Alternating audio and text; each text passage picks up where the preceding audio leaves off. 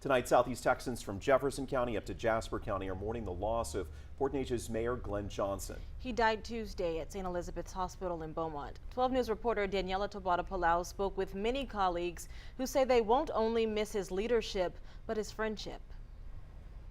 Jordan Cladra, Glenn Johnson served the city of Port Neches for nearly 30 years, 20 of those years as mayor. The city of Port Neches is going to have some really big shoes to fill. After decades of service, the mayor's office sits empty in silence.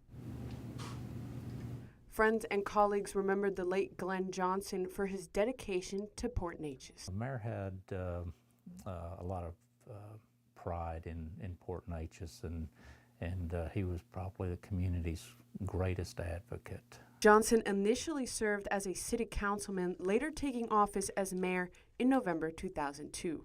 Port Neches City Manager Andre Weimer said Johnson dedicated his life to the city of Port Neches. He was critical to driving the city forward to ensure that Port Neches would continue to be the community that it's been, and that's a good place to raise a family. And family was everything to him. Mayor Johnson was a family man. You know, he loved watching his grandkids play sports. Mayor Chris Bourne of the City of Groves says he was also a good friend.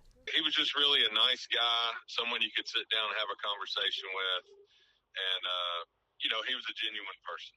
He was always willing to lend an ear and also, you know, some advice as well. Both men say they'll miss their colleague, friend, and champion of Port Neches. We knew he was sick, and you know, I felt a lot of sadness. I felt, you know, I was disappointed that he wasn't with us any longer. We're deeply saddened his passing, and our thoughts and prayers are with his family. Mayor Pro Tem Terry Schwartner will temporarily take on the duties as mayor.